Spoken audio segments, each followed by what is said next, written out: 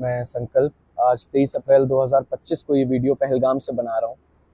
कल 22 अप्रैल 2025 को ठीक हमारे पीछे ये जो स्नो कैप पहाड़ियाँ हैं उनके नीचे जो पाइन ट्रीज़ हैं वहीं है बैसारन वैली। वहाँ पे 28 लोगों की निर्मम रूप से आतंकवादियों द्वारा हत्या कर दी गई। वो निर्दोष टूरिस्ट जो अपनों के साथ इस जगह को घूमने आए थे, उनका कोई कसूर नहीं था, उनको मार दिया गया और कहा जाता है कि उनका धर्म पूछ के उन्हें मार दिया गया।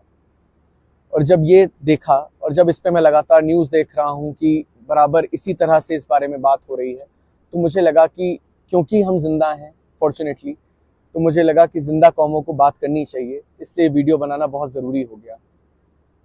कल जब यहाँ पे हमला हुआ तब हम लोग अरू वैली में थे और जब हम लोग नीचे आ रहे थे तो करीब 4:30 बजे हमारे घर वालों के फ़ोन जब बजने शुरू हुए, जैसे ही हम नेटवर्क क्षेत्र में आए तो हमें पता लगा कि हमारे घर वाले बहुत ज़्यादा पैनिक में रो रहे थे, बिलख रहे थे, परेशान थे। हमारे होटल से हमको फ़ोन आ रहे थे कि सर हमें आपकी बड़ी चिंता हो रही है, आप लोग कहाँ पे हैं।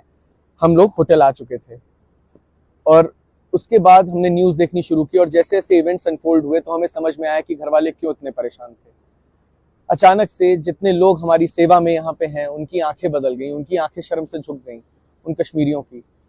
इसलिए 2-4 बातें बहुत ज़रूरी हो गई कहना। सबसे पहले ये कि जो 28 लोग वहाँ पे मार दिए गए, जिनके परिवार उजड़ गए, उनके लिए किसी भी हद तक अगर संवेदना व्यक्त की जाए ना, वो पूरी नहीं हो सकती, क्योंकि वो लॉस इर्रिपेरेबल है। वो यहाँ पे क्या करने आए थे? वो जिंदगी का आनंद लेने आए थे, जिंदगी ही नहीं रही, परिवार उजड़ गए। और दूसरी तरफ एट द सेम टाइम ये रियलाइज हुआ कि जो कश्मीरी लोग हैं, जिनके सिर माथे जिन्होंने हमको अपने लगाया था, उनके परिवार कैसे उजड़ गए। जब देखना शुरू किया कि लगातार बात हिंदू मुसलमान की हो रही है, तो ये कहना जरूरी हो जाता है कि जब एक हमला हुआ तो इमीडिएट रिलीफ जहां पे ये हमला हुआ वहां पे या तो पैरों से जाया जा सकता है, घोड़े से जाया जा सकता है। जब हमला चल रहा था उस समय जो लोग बचाए गए उन्हें उन्हीं लोगों ने बचाया जिनको आप हिंदू मुसलमान में बांट रहे हैं। वो घोड़े वाले, जिनका धर्म ऑब्वियसली सबको पता है, उन्होंने अपने घोड़े पे बिठा बिठा के लोगों को नीचे तक लाए, रेस्क्यू किया, आर्मी के पास तक पहुंचाया। आर्मी को पहुंचने में जितना समय लगा, अभी हमारे ऊपर से हर 5 से 10 मिनट में हेलीकॉप्टर निकल रहे हैं। हम लोग लगातार कल से हेलीकॉप्टर की आवाजाही देख रहे हैं। मैं सही बताता हूं आपको कि इस नदी की आवाज के बीच में वो हेलीकॉप्टर की आवाज ने हमको रात भर सोने नहीं दिया।